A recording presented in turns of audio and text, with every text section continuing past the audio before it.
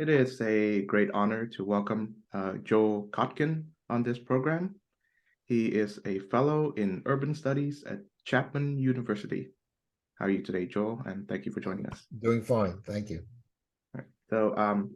We're focusing on an article which you wrote, published in Quillette, is titled Beyond Davos. But I should like to begin first by asking you about your latest book, The Coming of Neo-Feudalism. I'd like to spend a few minutes talking about the thesis of that Well, book. the book is really, if you will, a kind of primer on where society is headed on a global level. And that my basic thesis is we're headed back towards a period of greater feudalization, if you will. In other words, greater degree of hierarchy, more people not being able to move up, a tremendous degree of control, whether it's in China by the state or in this country by a confluence of the state and the large tech firms. And of course, we have this kind of weird ideological fanaticism that has now taken place in almost all the Western societies. Some of it obviously on the right, but a lot of it on the left, and a lot of it deeply entrenched in the key institutions like universities, like the mainstream media, which are they're sort of like what the Catholic Church did during the Middle Ages, represses discordant thoughts, do not encourage debate, and really want to see a society that's really run by our betters, who are people like them. Mm-hmm. Right. So let's talk about California a bit because you're currently living there, I suppose. So what of I guess, political as well as social climate of California makes it I guess, a fertile breeding ground for such, I guess, left-wing extremist ideas? Well, I think that I've been in California for 50 years, so I've seen a lot of changes. When I first came here, California was a very entrepreneurial, fairly non-hierarchical kind of, anything happens kind of place. There was a two-party system, so generally speaking, Democrats had to run to the center, Republicans had to run to the center, and we had a reasonably efficient government. What has happened over the last 20 or 30 years is there's been a massive influx of fairly poorly educated immigrants, and many of whom have had trouble moving up. We've had a very strict environmental regime, which has pushed away many of the jobs that those people could have had to move themselves up. We have a regulatory regime in general that's very difficult for middle class people, and even worse for working class people. So what you're seeing is a significant movement out of California, which you never have seen before in terms of net.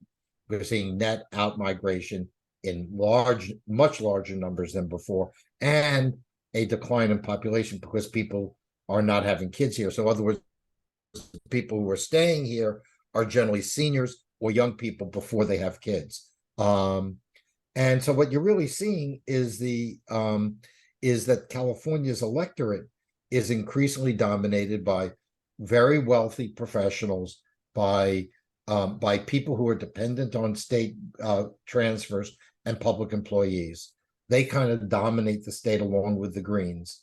And they've created a situation in which now California has both the most billionaires of any place on earth and has the highest level of poverty of any state in the union. Right. So that brings us neatly to the article of Quillette, Beyond Davos, and wherein you write about the World Economic Forum and their Right. annual meeting in Davos, Switzerland, great ski town, I heard. I think the reason why I'm very much interested in speaking about the World Economic Forum, because until recently, at least, ever since COVID times and when they announced this thing called the Great Reset, it's been a sort of like red meat to like right-wing leaning conspiracy theorist Right, type right. and conspiracy theories in general. And I hope to like, to dispel that particular fog. So, what is the World Economic Forum, may I ask Well, you? the World Economic Forum is just a gab fest. I call it a clown show if you want, but it's a place for the virtue signaling corporate and political establishments can get together and toast each other. I mean, that's basically what it is. The idea that these are, sort of like the modern version of the protocols of the elders of Zion, um, is just kind of absurd. I'm not a great believer in conspiracy theories. Maybe during a war you might see it, but basically people are too selfish and too stupid to have successful conspiracies. What is happening, and what Davos, the reason I think people maybe overreact to Davos, is there is a concentration of wealth and power in fewer hands. There is an ideology of unbelievable arrogance that is being promulgated in the corporate world, in the academic world, in the media world.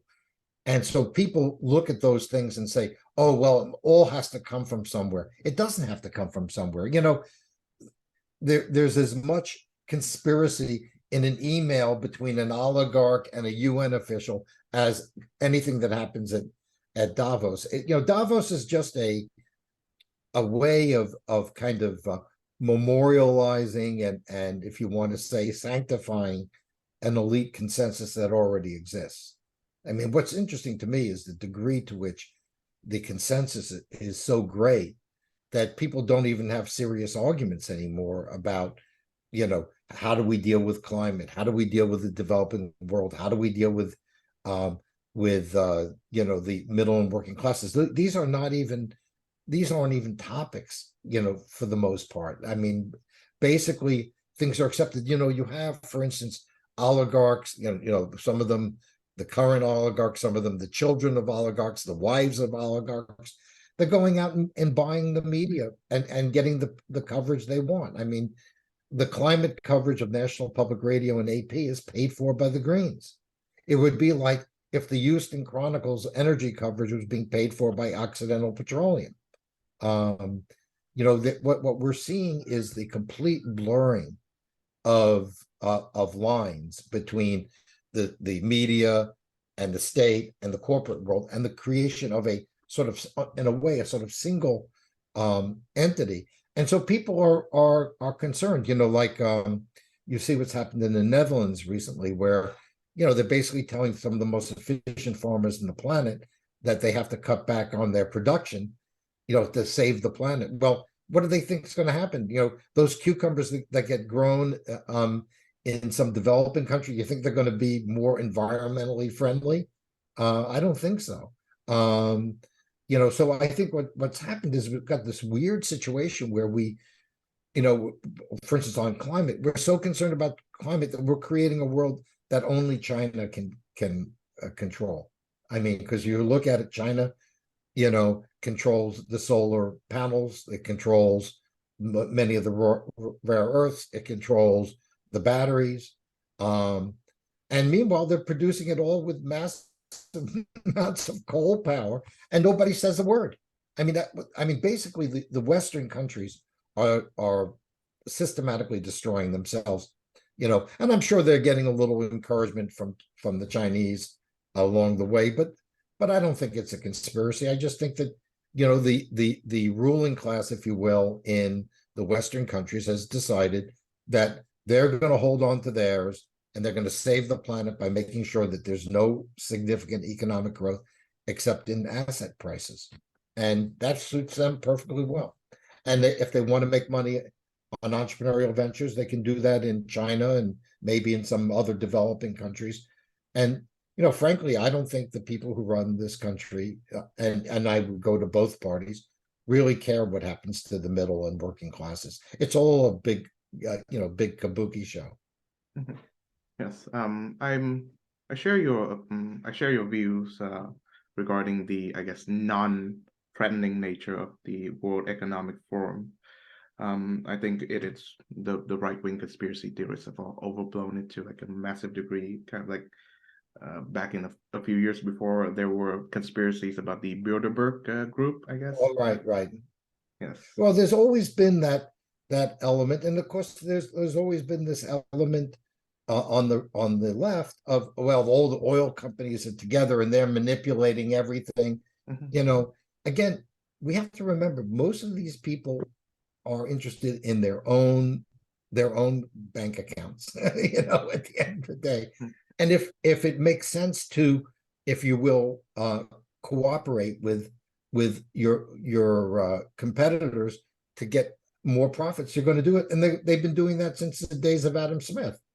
So I don't think it's a conscious conspiracy like we're going to sit down and we're going to tell the world how to be. What is interesting to me is sometimes the things that Schwab and some of the other people say. I think they are like red flags Okay. in front of bulls. They're, you know, you will own nothing. That whole Mhm. business, like, so basically we all become renters to the oligarchs. I don't know if that's a particularly attractive future for most people. Yes. I think with the what you refer to as the phenomenon where uh, increasingly wealth is concentrated in fewer and fewer hands. I think it's a concern for both those who are of the left as well as of the right. The Sure, leftists it should be. may mention it a lot, and they are very alarmed about the economic inequality, which does affect the working and middle class too. But uh, the right, they have a different concern in that they believe these people whose wealth and prestige are flowing to they share a different set of values than the middle and working class. Well, I Uh, think that's true. yeah. I think there is one of the things that's odd about these times is a lot of the, in quote, progressive ideas are strongest among the upper classes Mhm. and weaker among people in general. And by the way, among minorities themselves. I mean, defund the police, for instance, was incredibly unpopular among African Americans. Mhm. Um, the I mean, how are we going, you really think that the average Asian or a Hispanic immigrant to California is all a Twitter about gender fluidity? I don't think so. Most immigrants, and I'm sure this is somewhat true in Europe as well, have very strong traditional family values to a large extent. Many of them are quite religious. Um, and they're not likely to think that issues of as they are expressed by progressives are really reflective of their views. I think there's an enormous gap between this group who, generally upper middle class, upper class, go to elite colleges, work in the elite institutions, are sheltered many times from the economics because they have well-to-do parents. They work in the nonprofit sector. They work in the elite part of the university and in parts of the corporate world. And so they really, they have very little contact. One big difference is that in the industrial era, um, you could be a really rotten capitalist pig, but you had to care about the middle class consumer and your workers. Mhm. In many cases, you had to deal with the union. The oligarchs have no unions. They don't have to worry about dealing with working class people. What they do is they hire, you know, uh, low wage subcontractors to clean their offices and serve their food. And outside of that, they don't need blue collar workers. Most of them. I mean, there's a little bit of an exception in the case of Musk. I mean, obviously Tesla and SpaceX actually make things, but most of these people, they don't even make anything anymore. They're just, as a friend of mine in San Jose, former economic development director, said to me, she said, in the old days, we built the future. Then then we designed it, and now we just think about it. That you've got these people who've now got this control through these platforms. And what we're seeing, for instance, in the rise of AI, yes, you're going to have startups that will create the stuff. They will sell it to one of 4 or 5 platforms, but it won't be like new companies. It won't be like Meta emerging in 2014, going public in 2014. That's the last really big one. Now what you've got is you've got a bunch of companies who essentially have control of the means of communication. Unless you're a super nerd, what are you going to do outside of Apple and Microsoft for most of the functions? Where are you going to do your search? I mean, these companies are so dominant now that they really, I think they pose an enormous threat long term to certainly to any kind of democratic society, because if you have your dominant industry controlled by, that's closer to feudalism, or even more so maybe to corporatism, or maybe even to fascism, than free market capitalism. It's certainly not that. I mean, today, these companies, even after the losses of the last year, have so much money that they can buy anything they want to buy. The idea of somebody starting a company now and building it into the next Google or Meta or Apple, it seems really far-fetched at this stage of the game. I mean, you're really, I mean, we got to remember, I think Google went public in 2004 or 2006. I think 2004. So, these are not young. This is a 20-year-old company from when it went public. So this is becoming a very permanent kind of establishment. Right.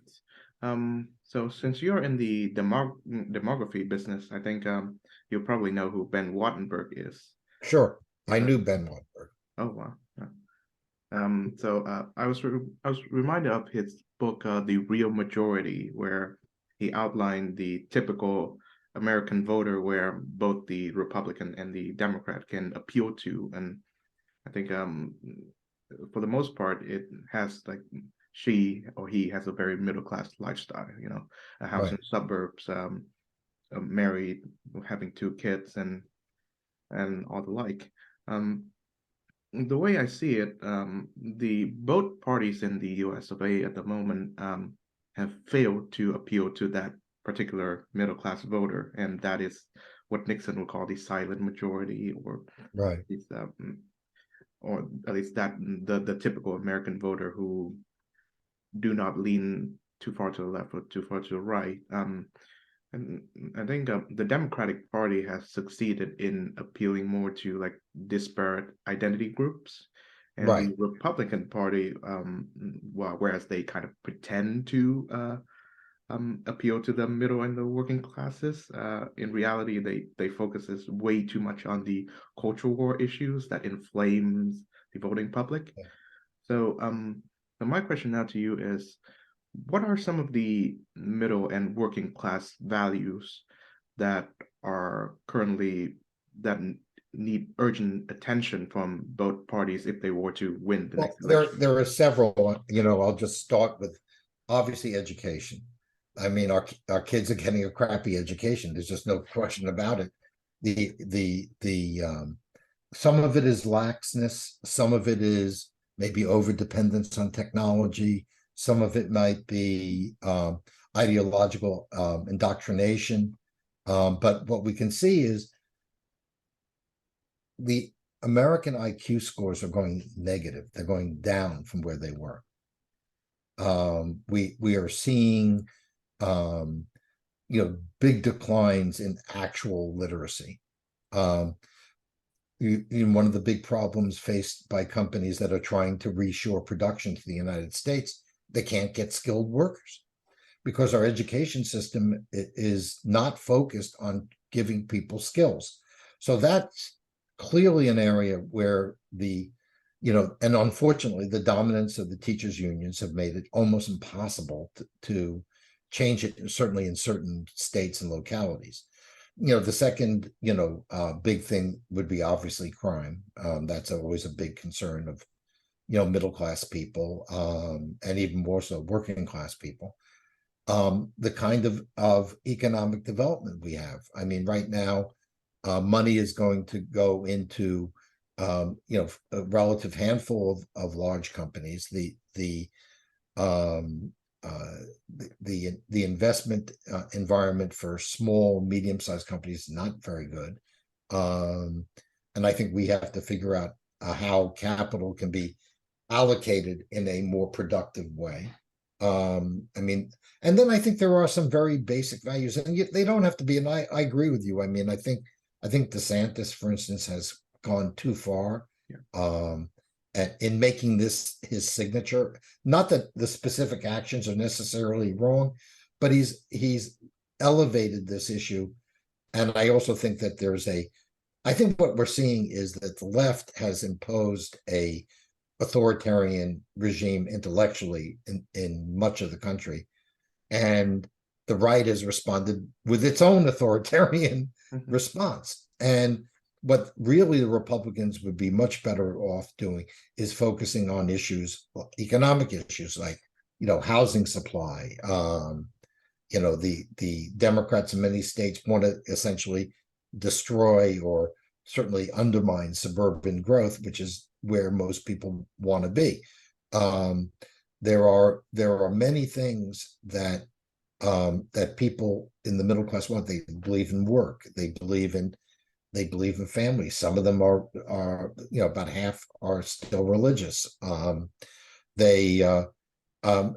think they just basically want normative values. The thing is that we are going to have social change, and it's good. I mean, like, I don't mind the fact that there's now greater representation of, of non-white, if you want to put it, cultures in the media.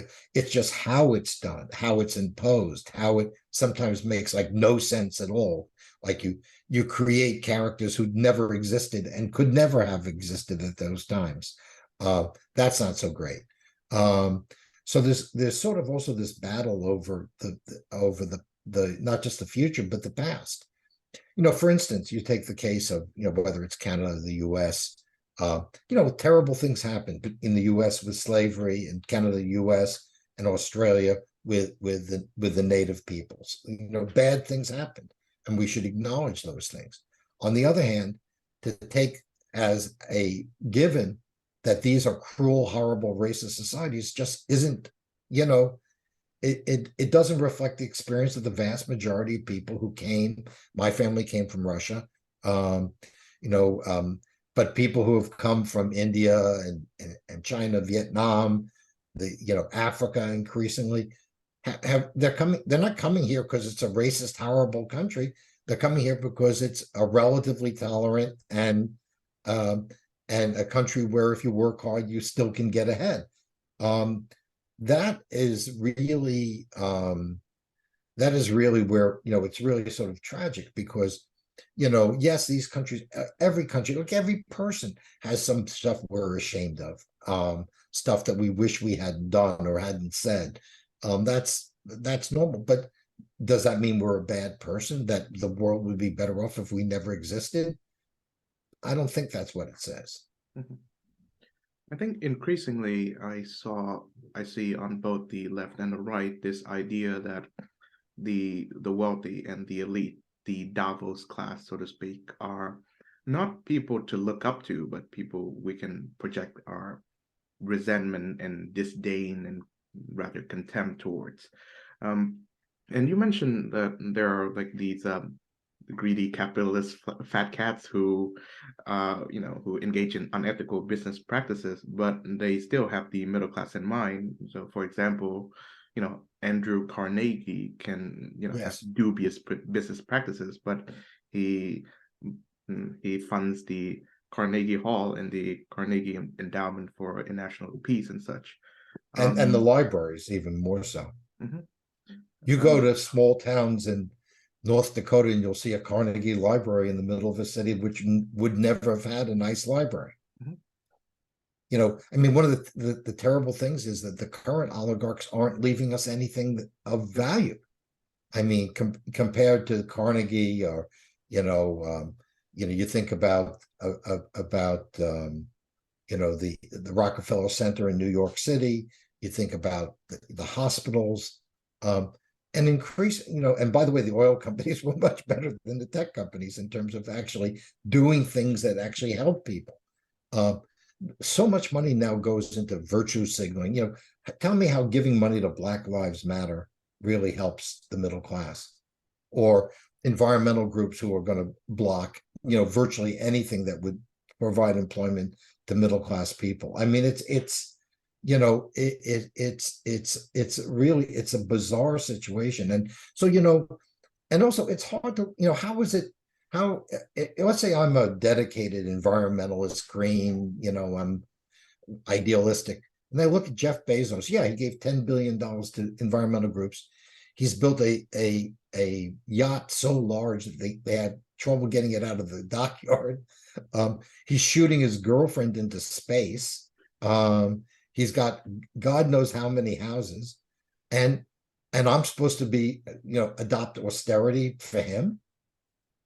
I mean, in some ways, my friends on the far left, I actually respect them. What they say is expropriate these jerks, and we can all live in what they call it, the fully automated luxury communism. I mean, the great irony is, at the end of the day, people are going to look around and say, well, you've got all the money, but the technology should make us all rich. So why don't we expropriate your technology? I mean, that is something that I think, oddly enough, the oligarchs, in their incredible naivete and arrogance, don't realize that when you give money to groups who have a very radical agenda, yes, maybe you bought yourself a little bit of protection, but ultimately their goal is not going to be that you get to have a lifestyle that is completely outrageous relative to how we're supposed to be living. Mhm. Yes, it reminds me of that lavish party that Maestro Leonard Bernstein Oh throws. yeah, He invited the Black Panthers. Tom Wolfe yes, recorded it. Radical Chic. yeah, Um, I want to focus on the issue of climate change because I think in both the parties in the U.S. have failed to adequately address that problem using the middle class and working class language, whereas the Republicans prefer not to talk about it. I don't think they've talked about it at all. The well, Democrats have jumped in and they proposed some of the most radical solutions imaginable. You got the Green New Deal and all that. Um, and I'm a great consumer of those memes where you show what was it, the world leaders of the world flying to Davos, and then you see all right. of these private planes just taking off. And I think in some sense that hypocrisy of the oligarchic class have diminished people's concerns over climate change, and I think Greta Thunberg doesn't help. So how can we how have I guess I'd like to hear from you. How have the elite class failed to address the topic of climate change, and how can we, I guess, reverse it? Well, first of all, let's work on the word sustainability. Hmm. The Yes, sustainability is important, but social sustainability is important. What are you going to do if a large part of the world doesn't have electricity because we've decided that they can't use nuclear or natural gas as a transition? And I think that's not going to be sustainable on a global level. How sustainable is it going to be when you've eliminated basically almost all high wage blue collar work in Western countries? Is that socially sustainable? I don't think so. Um, if you have a society where everyone is being told they should live in a little apartment and never own anything and be a renter for the rest of their lives, what do you think the impact's going to be on the birth rate? Because the crisis of the 21st century is not going to be overpopulation. It's going to, particularly in the West, it's going to be underpopulation. And by the way, that includes East Asia as well. Um, So I think that you're seeing is a situation um, where the policies to address climate change are completely have absolutely no um, calculus on how the society is affected. And so I think there are things that we could be doing. One, we have to be honest with climate change. If I read one more article which says in 5 years the world will come to an end, and the world keeps going on, I'm a historian by training, that we have had more radical climate change in the past, both hotter and colder. um yes, there may very well be some effects. How are we going to change it, given the fact that China is by far emitting the most GHG, more than all the developed countries put together, and India is going to catch up?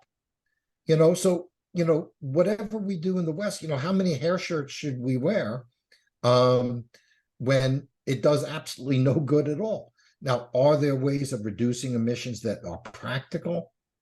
You don't have to go all electric. You go to hybrid cars. And Toyota's strategy, I think, has been completely superior. And we're gonna rue the day we went all electric vehicles. It's going to be disastrous on a bunch of levels, mainly because we don't have the electricity to drive them. Um, and it's also going to essentially give the auto industry to China. Um, but there are things we can do. We can encourage people to work at home. Huge savings there. We could certainly move to hybrid cars, and that would reduce the emissions. We could certainly encourage the use of nuclear and natural gas to pretty much eliminate coal production. That would probably be a big positive, unless they can figure out some way of making coal production um, more environmentally friendly.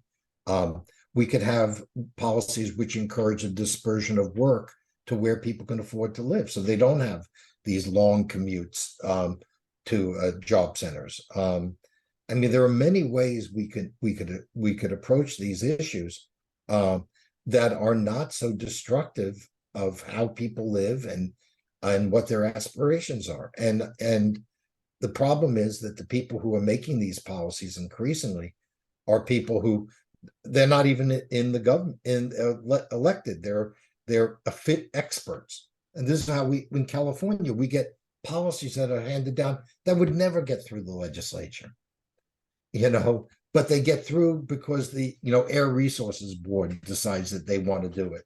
And they have an edict, and the edict is, you can't do anything about it because there's no legislative mechanism to stop it.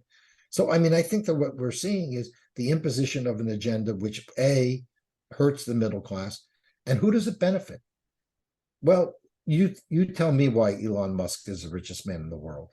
If you combine the solar stuff and the EVs, that's where most of it. I mean, I'm totally in favor of SpaceX and that stuff, but what we've done is we've created a whole new class of billionaires, people who are going to invest in wind and solar as if it's a solution, given the fact that it clearly isn't, because it's all the places that rely on wind and solar are expensive, and you have these weird moments where the sun doesn't shine and the wind doesn't blow, and so you obviously need something besides that. But there's enormous amounts of money that's going to be made by contractors, by Wall Street investors in this transition. Whether it will actually do any good for the planet is a secondary issue. I mean, people do things for self-interested reasons, and one of the things I learned many years ago, I was in a class on Marxism from Michael Harrington, the author of The Other America and the former head of the Socialist Party of the United States. And Mike made a very good point. He said, most people are not, they're not sociopaths. They think what they're doing is great. I am sure that Jeff Bezos and Mark Zuckerberg and the other oligarchs think that they're doing wonders for humanity. People delude themselves, and then they have it favors their own self-interest, so they're there. I mean, as he put it, we might have thought that Leonid Brezhnev and the Communist Party was a distortion of Marxism, which it was, of course, but Brezhnev didn't think that. He, as I remember Mike saying, he wakes up in his dacha and gets into his Cadillac and drives to the Kremlin and say, what can I do for socialism today? It's people's ability to delude themselves is almost unlimited, until maybe they get slapped in the face. And I think that that's what we're seeing these people, again, they don't think they're bad people. They don't think, that's where the right, I think, misses things. I think the right doesn't realize that these people have their own system to justify what they're doing. You and I may tear it apart. We may think it's bad. We may have all sorts of objections, but we don't have. You can't. You don't know what's in somebody's head, and most people get up in the morning and they think that they're doing good things. I mean, so that's where the right-wing conspiracy stuff gets crazy, because it's not like a bunch of evil people in a back room planning, the extermination of the middle class. It's a bunch of forces that are happening at the same time, and these people think they're doing the right thing. I mean, that's how they justify their existence and their fortunes. Let's see. Well, they're probably throwing dinners where all they eat are bugs and insects, because apparently that's what they're pushing us nowadays. I don't see. I think what you're going to end up with is you'll end up with a regime, if they got their way, in which eating meat, for instance, will become a luxury product. Just like here in California, having a nice single family house is a luxury product. It was a middle class product, 20 years ago. What you do is you make things that were ordinary middle class things into luxuries. So you and I will be eating bug stew, and the people in Davos will be having a Kobe steak. Here's not hoping. I would like to focus on the electric vehicle a bit, because I remember, in the dawn of the 2010s, where it is still just a talking point between the nerds of Silicon Valley. But now it has become a reality thanks to Elon and Tesla, and all the other companies are pushing an EV division too. Right. But the way I see it, the electric vehicle, the electric car, has become kind of a status symbol. Yes. The Davos elite are kind of like treating the electric car the same way as, in the hip hop world, the Beats headphone and the Air Jordan, right. Nike, or was it Yeezys, Adidas shoes are held up like that. I guess I still think there are some merits to electric vehicles, but I think the purpose that they are pushing, in that we're going to have an entirely electrified, I guess, traffic system where no gas stations exist, and they are all replaced by charging stations. I think that vision is untenable, and I think it gives the electric vehicle a bad name. So yeah. Well, I'm in favor of the electric vehicle as a choice. If people want to drive these things, that's fine. They can make that decision. But why don't we have hybrids, or even things like the Honda Fit that get very, very good mileage?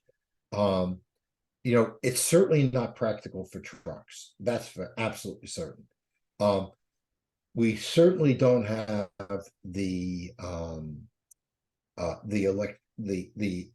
electricity supply to take care of this. So I mean, it just seems to me that what we're doing is we're losing any sense of redundancy. In my life, as I've always run my own personal life, you have to have redundancy. If you rely on one thing and one thing only, it's going to fail you at some point. Think about it this way. if everybody has electric cars, everything is electric, and there's a power outage, what happens?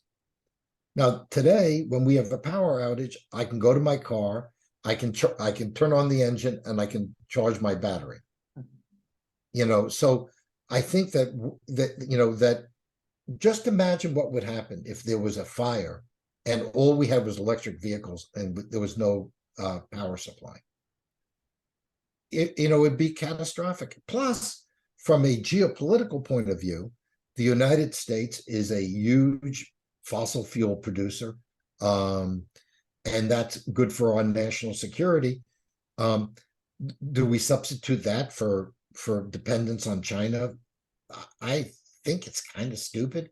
And I think that there are now, and I think if the Greens are serious and they think climate change is this, enormous thing that's going to hit us in the short run, I think the social decay will hit us before climate change does. But let's just say you buy their argument. Okay, so you're going to do that. So what are the steps that you're going to be taking? Are you going to demand that people start living a more much more austere life on almost every level? Well, if you're going to do that, how do you do that when the people who are pushing it don't live the austere life? I mean, there has to be, if you're in a moral equivalent of war, you have to act that way. And clearly they're not acting that way because the crisis, as much as they try to, build it up, is nothing like what they've predicted. Go back and look at the predictions of the last 20 years, and most of them are, certainly exaggerated. Now, that doesn't mean you don't prepare and that you don't have, policies that are going to be better in the future. I mean, look, I'm willing to invest in that. You need to invest in things like infrastructure that is going to help you adapt, like the Dutch have done with dams for years and years and years. I mean, we need to talk about this without this sort of moralistic tone. I mean, a society that goes around and has a fairly neurotic non-scientist, inexperienced Swedish teenager telling them what to do. It's like something out of something out of some weird Rod Serling Twilight Zone. I mean, instead of saying, look, let's see what has been predicted, what actually happened, where are there clearly issues, and how do we address them? The idea that you're going to, in quote, stop climate change when the emissions, you don't have control over the emitters. You can't do it. What are you going to do? You think? I think Xi Jinping has made the calculation that he'll deal with climate change. He'll deal with it in 20 or 30 years. Meanwhile, the West will unilaterally disarm itself in terms of its industrial base, which is well on the way to doing. And we'll get there with nuclear power and the improved technology. And by then, basically Western Europe will be, in particular, in the East Coast of the United States and California, will all be places where, billionaires from China will spend their time. I mean, that's, what is the purpose of these Western societies if all they can offer is media, some cultural activities? I mean, we were just talking about Vienna. Yeah. Well, you can basically say the West will become a giant Vienna. Have a very low birth rate, except that the only thing is that a society like the United States or even the UK, Australia, and Canada, people are not disciplined the way the Austrians are. They're not going to accept things as much. And Austria is a small, fairly, homogeneous country. You try to impose these things on a country like the United States in particular, but any of the very multi-ethnic countries, you're going to have all sorts of problems trying to get everybody to sign on to the exact same program. Um, and instead of, I think what we have to look at is how can we adjust and adapt over time and try to be at least cognizant of the economic and market realities. That's sort of, where we need to go. You can't just, like, like you mentioned with the EVs, we're not going to go to by 2035, we're not going to have, everybody with EVs. Some people think we're going to end up looking like Cuba, where everybody will be driving around in old gas powered cars because they're reliable. They don't have problems in the winter. People are used to them. I mean, this sort of, weird authoritarian sense that we're getting. And unfortunately, again, it's coming from both sides. Like in the state of California now, there's a proposed law to ban smoking for all people born after 2007. Now, oddly enough, not banning smoking marijuana, but smoking tobacco. Now, look, I think it's a disgusting habit. I think it's bad. But are we really going to, can you imagine? I mean, let me put it this way. If I was running a gang, this would be the best thing I could ever hear. Because what I'll do is, California is going to ban smoking. I'll go to Arizona tomorrow and, buy 1,000 cases and sell them out of the back of my truck. I mean, didn't we experience this during Prohibition? Don't we know that these kinds of bans don't work? Smoking has gone down over time. A lot of people do it for a short period of time. The idea of banning things in California, there was a law passed. I think it was tossed out by the courts, where they said any doctor who gives advice on that is in contradiction to CDC can have their license taken. Well, we know the CDC has been wrong. It's not, they're human beings. They make mistakes. They have political pressures. I mean, you're telling me that a virologist at Cambridge or at Stanford can't say anything that might be different than what Anthony Fauci said? What kind of country are we becoming? I mean, in a lot of ways, we worry much about China, and every day we become more like them. Yeah, the way I see it, I think we've mentioned in the beginning of our talk about the diverging sets of values that the Davos elites and the, I guess, middle and working class, the rest of us believe. And I've come to observe that I think, and Brexit is a very fascinating case study that exemplifies what my theory in that. Well, the middle and working class who tend to oppose the European Union, they have a strong sense of democratic self-government and also Right.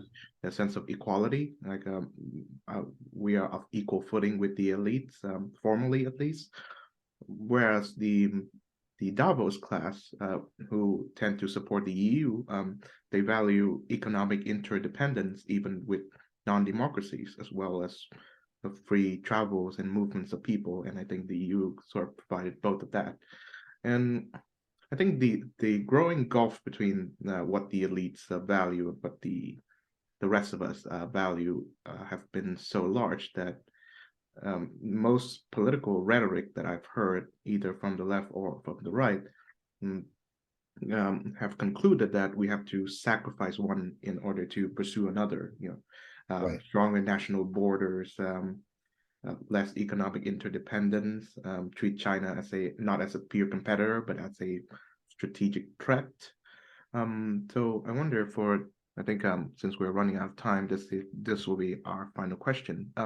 Can the two sets of values that the elites and the rest believe in, can they be harmonized in some way? The only way they can be harmonized is if the popular side, if you want to put it that way, has some voice. I mean, what's so frightening is this belief, when you start saying the science is settled. Well, that's not true. There's all sorts of debates. Some people are more extreme than others. Some people, point out, that maybe the biggest problem be the condition of the oceans might a bigger issue right now than climate change. You okay, I'm willing to do things right now, but the problem is that these elites have decided that they've, and again, why I call it neo-feudalism is they point to the science and act like this is the word of God. And the reality is, and I was brought up in a scientific household with a father who taught in a medical school. I'm not at all against science, but I also know that science changes. And there is, I remember years ago asking my dad, I said, who do you think killed the most people in history? And he said, doctors. Because he said, what we were taught when he went to medical school in Boston in the 30s, if I followed that out now, I knew it would kill the patient. But we didn't know. We knew we followed something that made sense. It changes. It's like if you study history, you can't say, well, in 1975, so and so wrote a book. That's a definitive book. There could be all sorts of different explanations, new discoveries by archaeologists. A manuscript opens up. A claim that was made in 75 turns out to be completely absurd by 2020. You have to think about the fact that history moves, and it moves in all sorts of different directions. It's not a single trajectory. And until the elites begin to realize that they can't just say there's a crisis, we're going to solve it by having some sort of authoritarian solution, as the guy from Deutsche Bank put it, an eco dictatorship. Is that what we want? I think that let's put that to a vote. Let's see how people actually feel. Somehow the popular interest, the elected representatives have to play a bigger role. And I think a lot of them are cowards, and they feel that if they say something, they'll be criticized in the media and treated as some sort of recalcitrant, imbecile. And so they say nothing. So, oh, well, that's what the experts are saying. Now, remember, the experts themselves, you take a look at universities, John Doerr gives Stanford $1 billion to study climate change. You think they're going to look at anything that doesn't fit this agenda? Of course they're not. I mean, you think the reporters at AP can be even remotely trusted at this stage of the game when they're getting the money from the environmental groups? And by the way, the environmental groups can change their policies, and then they'll change them. It's very much like a lot of the media these days are prompted. There's a question of whether you have to listen to the Moscow version or the Berlin version. Let's see. Well, on that note, thank you very much, Kotkin, for being on this program. You've been very gracious with your time and insight, and I wish you all the best of luck with your future work. Thank you very much. I look forward to seeing it. Thank you. Thank you.